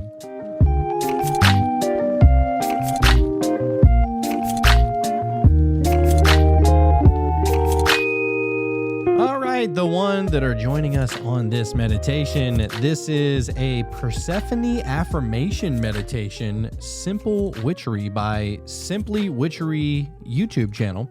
It's 11 minutes and 24 seconds, not super long, but you can already see the fruits, and so I'm sure it's going to be a good one. So we're going to sit back, relax, and try and connect with the goddess of the underworld, Persephone.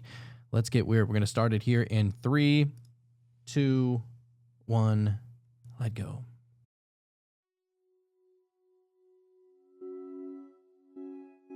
Welcome to the Persephone Affirmation Meditation. For this meditation, you may sit and meditate on these statements with me, repeating each of them after me, either out loud or within yourself. You may also choose to have this meditation playing in the background while you work or sleep to give your subconscious the opportunity to internalize their medicine. Whatever you choose, be open to the energies that flow into you from this space. Let's begin.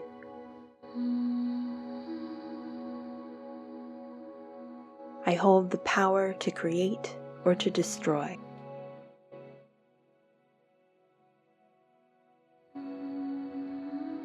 I am the forger of my own path in life.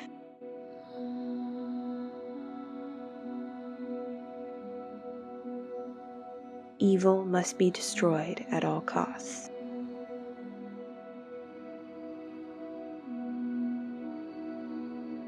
I contain multitudes within me.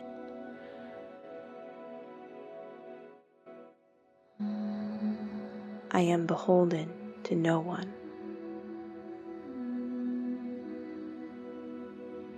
Innocence must be carefully nurtured and guarded.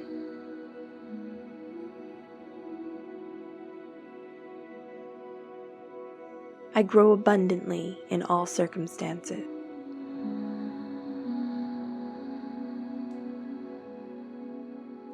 I am joyful in quiet, healing rest.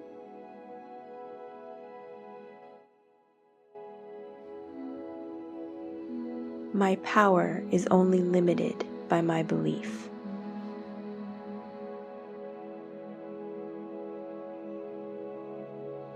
I recognize the power of choice.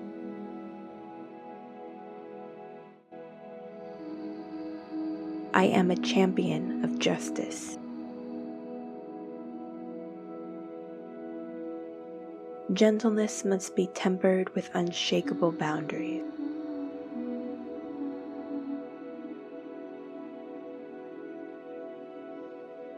I uncover all lies and deception.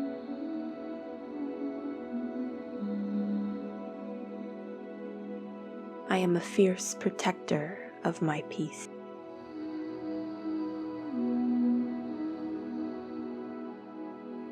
Life and death are held within every soul.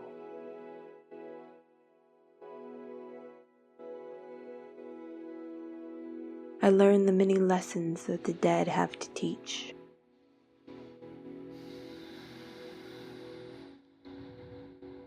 I am the victor in all conflicts.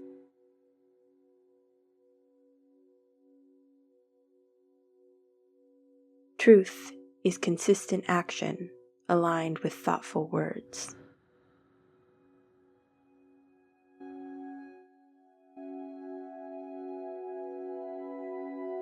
I hold flowers in my heart and iron in my spine.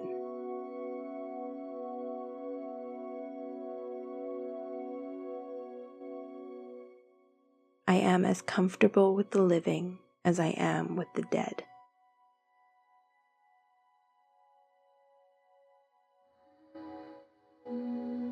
Life is only meaningful because it eventually ends.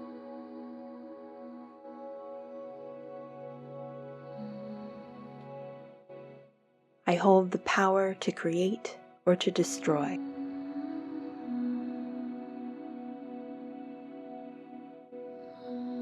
I am the forger of my own path in life.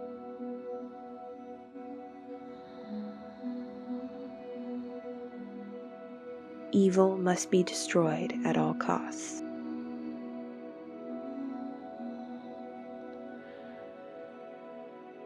I contain multitudes within me.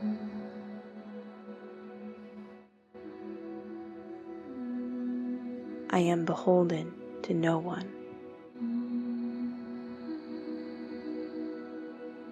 Innocence must be carefully nurtured and guarded.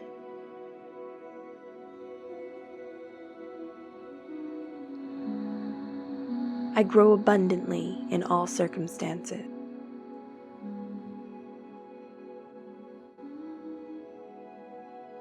I am joyful in quiet, healing rest.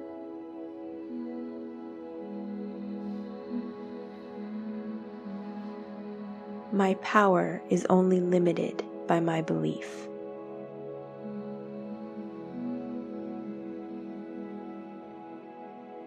I recognize the power of choice.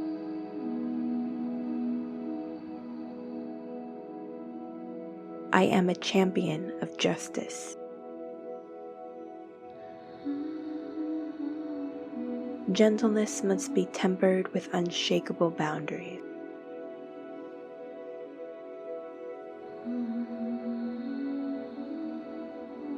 I uncover all lies and deception.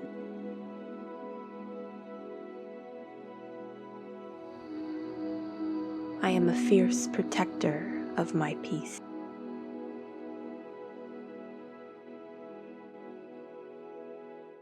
Life and death are held within every soul.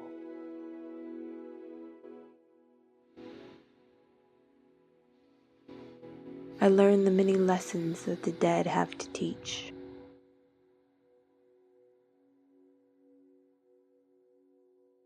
I am the victor in all conflicts.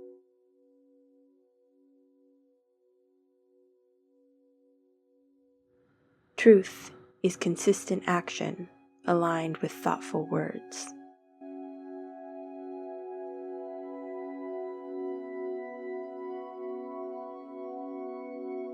I hold flowers in my heart and iron in my spine.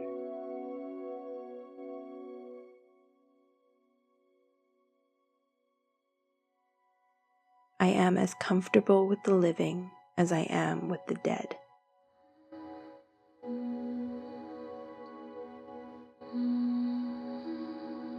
Life is only meaningful because it eventually ends.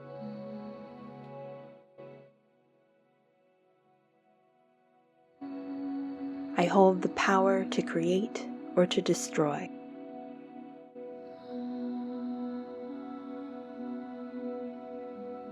I am the forger of my own path in life.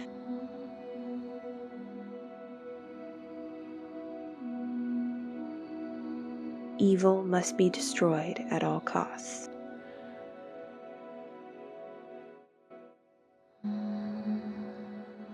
I contain multitudes within me.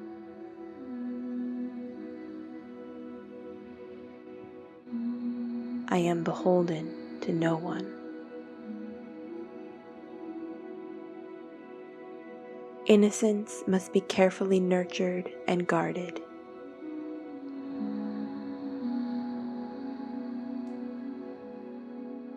I grow abundantly in all circumstances.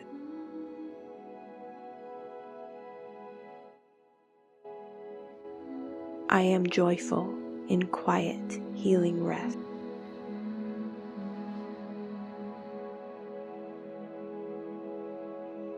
My power is only limited by my belief.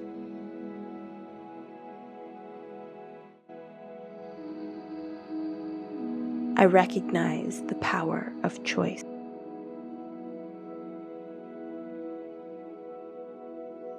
I am a champion of justice. Gentleness must be tempered with unshakable boundaries.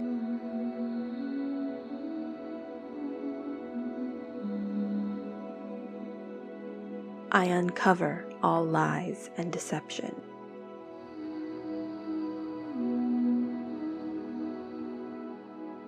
I am a fierce protector of my peace.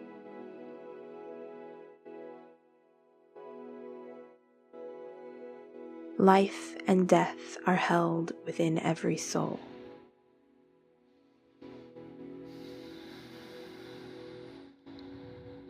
I learn the many lessons that the dead have to teach.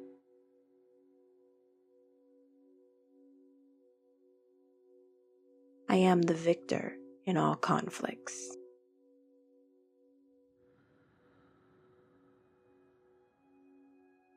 Truth is consistent action aligned with thoughtful words.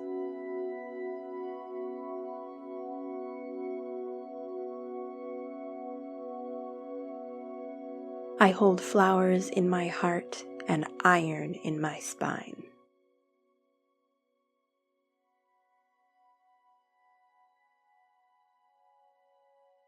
I am as comfortable with the living as I am with the dead.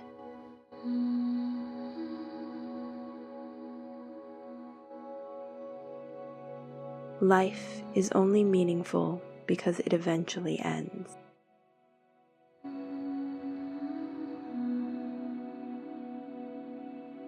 Thank you for joining me in this sacred space. May your heart be open to receive deep peace, great love, and many blessings. See you next time.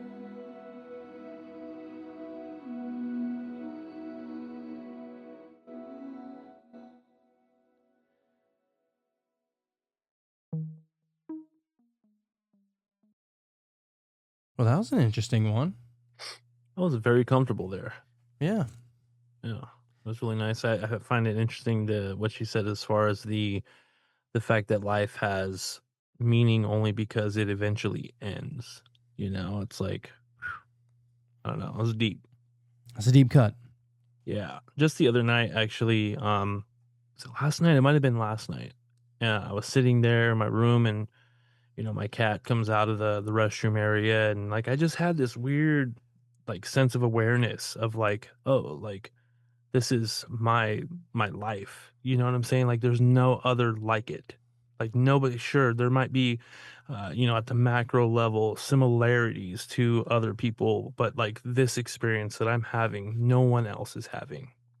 You know what I mean? Nobody. I don't know. Yeah, It's just right. a weird thing to think, but Yeah, I don't nobody know. has your house. Nobody has your kids or your wife or your dogs or, My cat or my, like, yeah, this was all the just, different personalities that you're all around and everything. yeah, yeah, and like even the little subtleties, the little things. If I see something and I react a certain way or think about that thing a certain way, it's like just every little detail of what makes my life what it is. Nobody has that. Yeah. I don't know. Just a weird thought. Yeah, it is it's weird coming to that. And that's what, dude, I'll tell you what, like it hadn't really hit me that I was moving just yet up until today. And for Yeah. some reason, like packing boxes in the house didn't really do it to me. But Really? like packing everything that was outside, like, cause I have like one of those little, I guess it's kind of like a little mini shed or something right outside my door, right? Mm-hmm. And just a little stowaway kind of place. Mhm. And as I was taking everything out of there, because I have stuff in there that I haven't seen since I put in there whenever I moved here from Louisiana, Right. So Probably it was like a lot of the stuff you didn't need anyways, but not all of it, but yeah. yeah, but I almost felt like I was leaving Louisiana and Texas by doing that, Right. And Mhm. yeah, it was strange because Yeah. you get comfortable in a place like you build memories no matter where you're at for how long you're there. Like if you got your family around you, your animals or whatever around you, it's like there's I don't know how many shows we've done, me being here, and Yeah. now it's just going to be so different, but in a Yeah. good way. Like I'm not worried about it. I'm not like anchored to this apartment by any means. I sure as hell don't want to be spending the money that I do blowing it on, literally Yeah. burning it on rent. Right. So I'm good to escape Mhm. that. Yeah. But I mean, it doesn't necessarily soften the blow of all the memories that I'm kind of leaving here. Oh, for sure. For sure. I mean, you made that place your home, dude. You've been there for a while now. I feel like we've probably done most of our shows. Probably most of them. Yeah, because I've been With here for you about a being at year and a that place. half, and the show's only Yeah. 2 years old. So Yeah. Yeah. So I can understand that. It's almost like you're leaving this part of your life. Like this chapter anyway. yeah. Yeah, because we started. I was still over at Christie's shop Mhm. Yeah, for a short while. Anyway. for a little bit. Yeah. Yeah. Yeah. Dude. And then went over back to my place, and then eventually moved here. But yeah, I thought that was pretty interesting. The way that she was talking in that affirmative kind of meditation. I actually appreciate those kind of things too, because it makes you really think, especially whenever you're deep in meditation. Whenever she's like, "Evil must be destroyed at all costs," I'm like, how can I do that? What does that And I was mean? thinking like, well, evil is often associated with the dark, right? Mhm. And Mhm. so if you're trying to destroy the dark, the only way to destroy the dark is by shedding light on it. Yeah. So Going that would inward. be destroying the evil, you know, Mhm. and Yeah. because you're in a meditative state, so of course you're framing everything internally, right? Mhm. And Oh, so everything that she was saying, this life is only meaningful because it eventually ends, and Mhm. she said something about like the power of your belief is the only thing, the level of the power of your belief is the only thing that is holding you back, or something like Oh, that. right. Yeah. And I was like, Yeah. dude, 100%, especially with Uh-huh. like the rituals that we were talking about, Mhm. with Persephone and the underworld, and doing it with the bowl of water and Mhm. the pomegranate, and you Yeah. know, it's like all of it is that, and that's Mhm. literally everything in life is about that, and that's why they Mhm. always say like, you know, you shouldn't be living in the past or in the future. If you stayed present, it's every single movement and every single thought of your life becomes Mhm. almost like, you know, like Lord Byron says, hey, people are doing magic and they don't even know it, right? Mhm. Yep. And like, in what did he say about like, as far as what was it, neurolinguistic programming, he was like, you can't not convince people of something, you know, Right. like Right. that whole thing. And I was like, man, that really is true, because if every word that comes out of your mouth, I mean, if you think about it, every word that comes out of your mouth, it started up here. So it started in the mind, and then it Mhm. manifested via sound. And Yep. then by that manifestation of sound, it had some influence. That's the word that I Mhm. was looking for, influence. Influence. Yep. So, dude, this whole place is so magical. We just Mhm. have to bring our level of awareness to it. Mhm. And, dude, I don't know. And I feel like that there's like there. Tell me if you ever if this ever happens to you, but Mhm. like really, really, really strange coincidences. And knock on wood, it is not me. But I kept on seeing all these weird, like pregnant things all day today. Oh, really? Like there was like pregnancy ads on the podcast I was listening to, and Uh-huh. pregnancy like ads on, you know, like on my phone, and you know, like the radio I was listening to, there was like references to pregnancy. And then Oh, right. earlier today, as I was cleaning out like that outdoor, or that outdoor kind of closet shed area, Yeah. like I threw away the old baby car seat that I had, and I was like, man, there's a lot of baby things going on today. Is somebody about to get Right. pregnant or what? And I just like Interesting. try and pick up on like those little softballs I feel like that I'm being thrown. You Yeah, know? I love that, softballs. Yeah, I That's what think it feels like. that's probably what it is going on. You know, it's little things that it's just trying to show you, like, because if you think about it, you're already, it's almost like you see the things that you're thinking about, or even on a subconscious level. And so when you are getting the softballs thrown at you, it's because you're seeing the things that's underlying within your mind or within your experience that you're not consciously aware of, that you're not consciously thinking about. But there it is. Oh, there it is again. Okay, so what is that? You know, and then it just gives you that time to like, maybe I should look at that a little bit. I You mean, know, if like you what's think going about on it, there. it's just an archetype. If you like, it's the mind expressing itself in a way. So it doesn't necessarily mean that somebody's going to get pregnant. I don't want to, you know. And honestly, Symbolically, what could that mean? right, I'm You know, what learning could not that to mean? even look at that stuff as literal. Like, just Right. symbolically, does that mean that, like, all right, is somebody about to birth a new thought, or you know what I mean? Like New something along life that. as far as like you moving, and your life is going to be a little bit different, you know, so it's a new chapter, it's a, you know what I mean, or a rebirth, or a, I mean, you can look at it so many different ways. That's an interesting way to put it. Yeah. Yeah, and I just want to throw that out there. I didn't know if anybody else had ever had like strange, like continuous synchronicities like that throughout the day, and I'm just try sure. and pick up on it and try and see what it means. So I Mhm. wanted to bring it to the table No, here. definitely. Hell yeah. I'm glad you did. Yeah, so the next Wonder Wiz Day, we're going to have a guest. I Mhm. just set this up today. Actually, she reached out to me, and she was like, hey, I miss y'all. Let me come back on the show. So Tiffany Haney is coming back Hey, all right, Wednesday. cool. Awesome. We haven't sh- talked to her in a good minute. It has, dude, it's been, I look back, it was like April last time we talked to her. Oh, wow. So she's going to be bringing the Gene Keys. But she had talked about it like a year ago, talking about bringing the Okay. Gene Keys. It's another like, it's like astrology in a sense. Okay. So she would need like the same things that you need for astrology, your date of birth and your Date of time birth, and location and all that. And so yeah, that should be a fun one. That will be fun. And she's gonna teach us. And a lot of people I see a lot more people are getting into that, at least like on social media and stuff. And they're like, dude, it is so spot on, it's scary. And I'm like, when we first covered that, I think what was it called? The human design. I think that's what it's called. Yeah. And when we had that episode, I wasn't nearly like as into the whole astrology thing as I am now. And not because I didn't think it, it was cool or anything like that, but it was just because I didn't really know for a fact that there was really something going on with that. Like there was definitely correlations that I can look at and cross-reference and go, wow, like how is that so spot on, And so I'm really looking forward to that. Oh, just knowing what we know now. And yeah, dude. It's like a different, from what I understand, it's a different level of, so astrology does one thing.